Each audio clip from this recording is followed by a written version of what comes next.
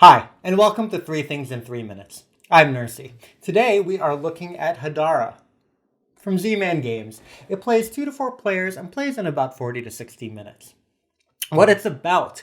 Hadara is a light civilization-themed drafting and engine building game.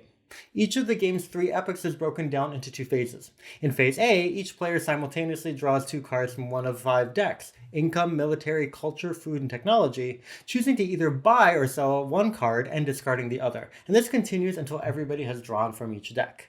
In Phase B, players one at a time draft the top card from the discard piles. Now, most of these cards will raise your values on 1 or 2 corresponding tracks, which in turn will get you more money, let you conquer colonies, carve statues for points, or feed your population as a cost for keeping the cards. And they also make it cheaper to buy that type of card in the future. At the end of 3 epochs, whoever has the most points wins. What I like. Now, Hadara is a very reductionistic, streamlined civilization game, but it works well. Now, this makes it easy to explain the game and get into it fast, and as such, it can appeal to a broad range of gamers much better than your typical civilization games, and even ones like Seven Wonders.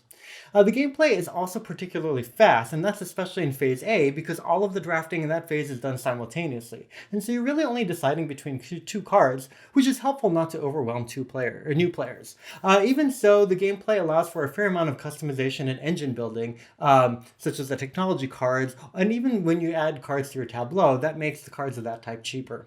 And in Phase B, you get to pick the deck discard pile from which you're buying, which gives you more control over your civilization.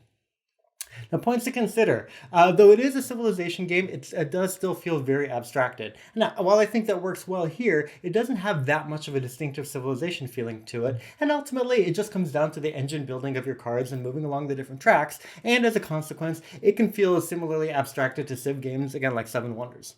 There is also not much player interaction. Now, most of your interaction comes from the cards that you draft, especially in Phase B, and whether you want to deny them to other players. Now, the game does have military, but this is basically used to earn colony tiles. You don't actually attack anybody. And while the gameplay is mostly fast, the game does slow down when it comes to feeding. Now, you have to have 1 food for each card that you have in your tableau, or you risk losing them. And so you'll often be finding yourself to pause and count your cards and food, and that slows down an otherwise fast game. So, in summary, it's a fast-playing, abstracted drafting and engine-building civilization game. The gameplay is fast and is often simultaneous, but it also means that there's very little player interaction. And even with its simplicity, it does account for a lot of customization, but it also requires a lot of food counting. Thanks so much for watching. Please make sure you like this video and subscribe to the channel. Thanks.